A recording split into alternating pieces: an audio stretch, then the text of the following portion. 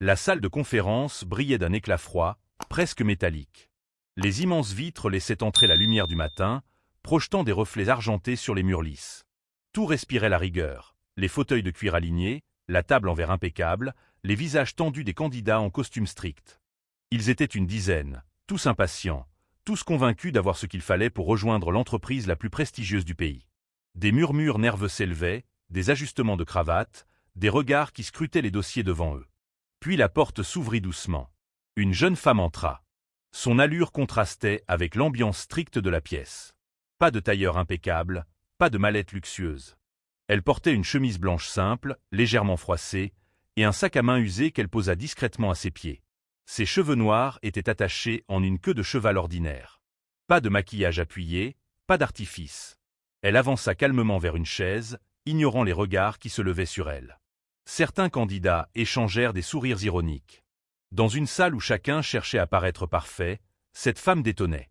Mais le détail qui changea, tout n'était pas encore visible. Lorsqu'on l'invita à se présenter, elle se leva. Sa voix était douce mais assurée. Elle n'avait pas besoin de crier pour se faire entendre. Alors qu'elle parlait, un geste simple changea le cours de la matinée. Elle écarta légèrement son col, et un tatouage apparut. Un phénix. Un oiseau de flamme, aux ailes déployées, gravé sur sa peau avec une finesse remarquable. Le silence dura une seconde, avant que les rires ne fusent. Un tatouage? Dans cette entreprise? Ricana un candidat au costume gris. C'est une plaisanterie, pas vrai? Lança une femme aux boucles blondes parfaites.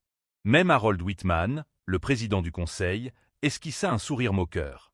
Linda Shaw, la directrice des ressources humaines, leva les yeux au ciel comme si elle venait d'assister à une provocation inutile. « Mademoiselle, je crois que vous vous êtes trompée de lieu, » dit-elle sèchement. « Ici, nous cherchons des personnes sérieuses, capables de représenter notre marque. Pas des distractions. » Les rires redoublèrent. La femme resta immobile, ses yeux sombres fixés sur le vide, comme si rien ne pouvait l'atteindre. Puis, sans un mot de plus, on lui fit signe de quitter la salle. Elle prit son sac, le remit calmement sur son épaule et sortit. Ses pas résonnaient doucement dans le couloir, contrastant avec les ricanements étouffés qui lui couraient derrière. Personne ne se doutait qu'à cet instant même, ils venaient de commettre la plus grande erreur de leur carrière. La salle retrouva son calme après le départ de la jeune femme. Les rires s'étaient apaisés, remplacés par ce sentiment de supériorité que l'on ressent quand on pense avoir écarté une intruse.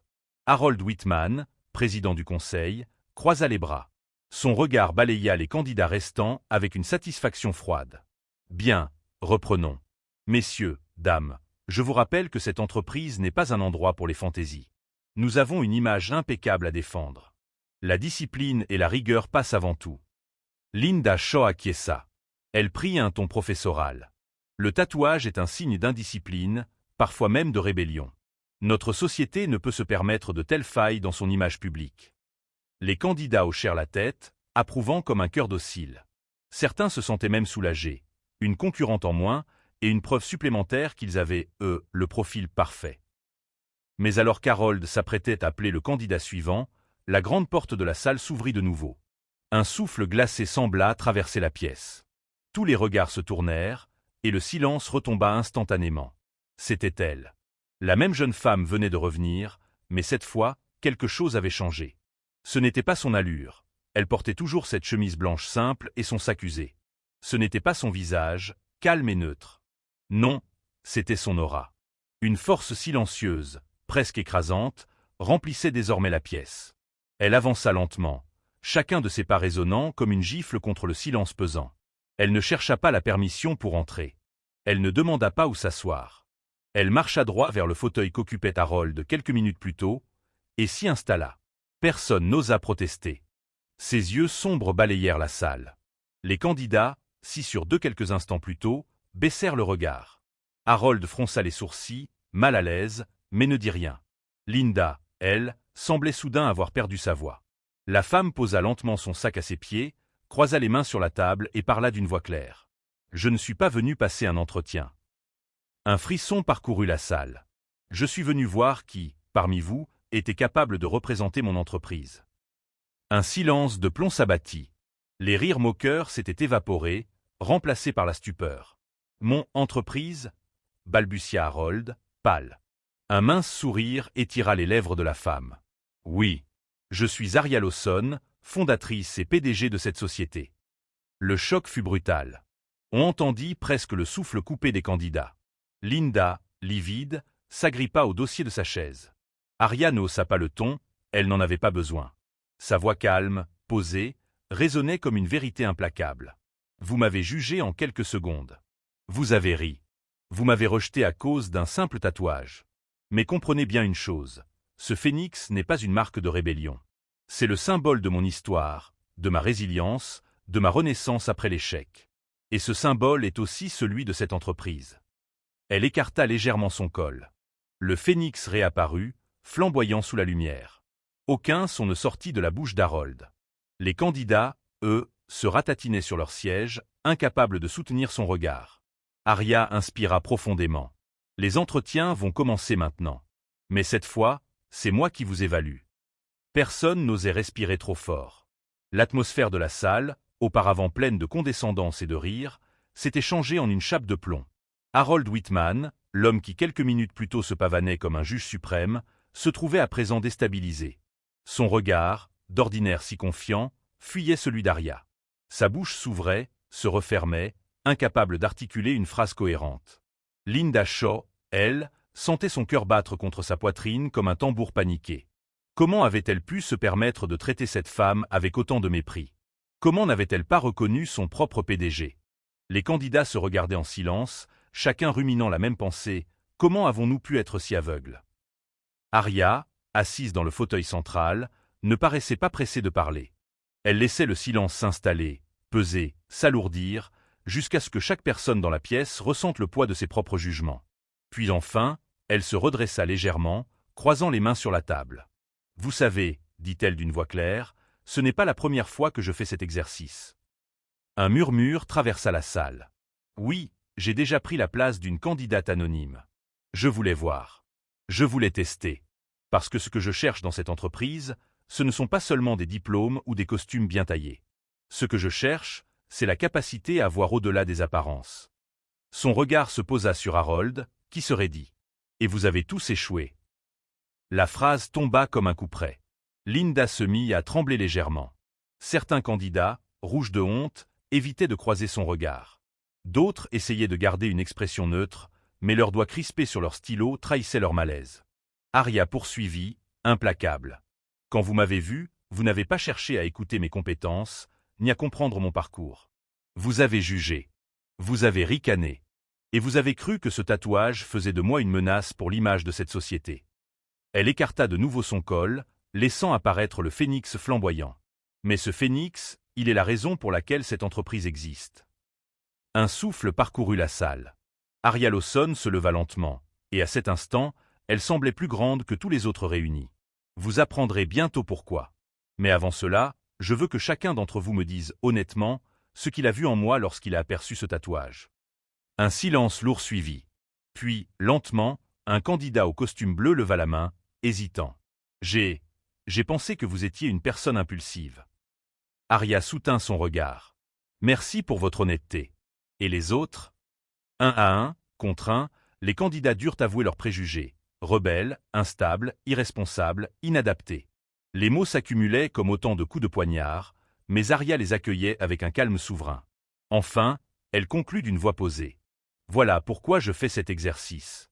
Parce que si vous ne pouvez pas dépasser vos propres jugements, vous n'êtes pas digne de travailler pour moi. » Et, d'un geste ferme, elle désigna la porte. « Ceux qui comprennent qu'ils ont échoué peuvent partir maintenant. » Le silence, de nouveau. Puis, lentement, deux candidats se levèrent, rouges de honte, et quittèrent la salle sans un mot. Aria les suivit des yeux, impassible. Puis elle reporta son regard sur les autres. « Quant à vous, il vous reste peut-être une chance. » Aria Lawson entra dans la salle d'entretien avec une assurance tranquille qui contrastait avec l'agitation des membres du conseil. Le parquet de bois grinçait légèrement sous ses pas, mais elle ne semblait pas s'en soucier. Harold Whitman, assis au sommet de la table, fronça les sourcils, tandis que Linda Shaw ajustait nerveusement ses papiers sur le bureau. « Bonjour, » dit Aria, sa voix claire résonnant dans la pièce silencieuse. « Je suis ici pour l'interview. » Un rire étouffé se fit entendre d'un coin, mais elle ne broncha pas. Elle posa son sac sur le sol et s'assit lentement, ses doigts effleurant la table comme si elle mesurait l'espace. Le phénix tatoué sur son bras, initialement cachée sous sa manche, brillait faiblement lorsqu'elle ajusta son collier. « Nous avons des règles ici, » dit Linda, sa voix trahissant une nervosité inhabituelle. « Les tatouages ne sont pas acceptés. » Arya sourit légèrement, sans arrogance, mais avec une fermeté qui imposait le respect. « Mon expérience et mes compétences ne sont pas définies par ce que vous voyez sur ma peau. » Les candidats présents échangèrent des regards, certains hésitant à soutenir la jeune femme, d'autres impressionnés par son calme et sa dignité. Arya fit un geste lent, révélant complètement le phénix sur son bras. Les couleurs flamboyantes captèrent la lumière du plafond, et la pièce sembla retenir son souffle. Les plumes étendues du phénix semblaient symboliser non seulement la renaissance, mais aussi le courage de se tenir debout malgré le jugement.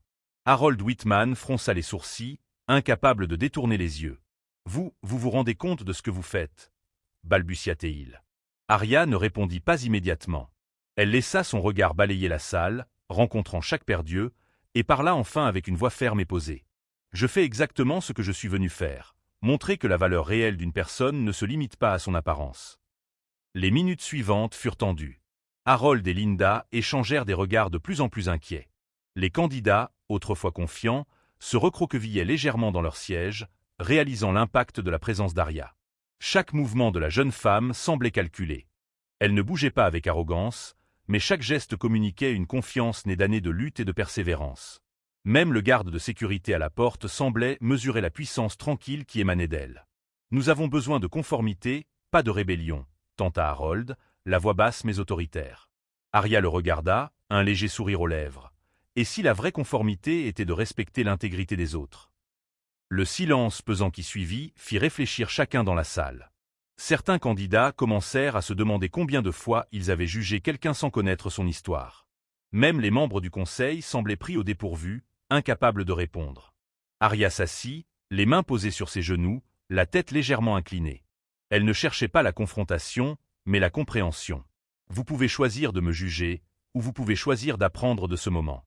Une candidate, qui avait ri au début, baissa les yeux et murmura presque pour elle-même. Peut-être que j'ai été trop rapide à juger. Arya hocha légèrement la tête, sans un mot, laissant le silence parler à la place. Les autres candidats, impressionnés par sa maîtrise de soi, commencèrent à réfléchir à leur propre comportement. Après cette confrontation, Arya prit naturellement sa place de leader. Même sans titre officiel, sa présence et son assurance imposèrent un respect immédiat. Les candidats commencèrent à comprendre qu'ils avaient sous-estimé quelqu'un qui avait surmonté bien plus que leurs propres préjugés. Les actions d'Harold et de Linda furent désormais vues sous un jour négatif. La façon dont ils avaient jugé Arya, sans savoir quoi que ce soit sur elle, souligna le danger de préjugés hâtifs. Chaque personne présente comprit l'impact de ces jugements et la leçon que cela représentait. Arya décida d'instaurer une politique où la diversité et l'expression personnelle étaient valorisées. Les tatouages, les styles vestimentaires et les différences individuelles devinrent des symboles de courage et de créativité. Les employés commencèrent à s'inspirer d'Arya. Son courage et sa résilience montrèrent que l'authenticité pouvait être un moteur de réussite. La peur du jugement céda place à l'admiration et au respect. La vidéo de l'incident circula rapidement sur les réseaux sociaux. Les moqueries initiales furent exposées au grand jour, et Arya devint un symbole de force et de dignité, inspirant les gens au-delà de son entreprise. Le public réagit avec admiration et soutien. Arya montra qu'il était possible de transformer une situation injuste en une leçon de courage et d'intégrité.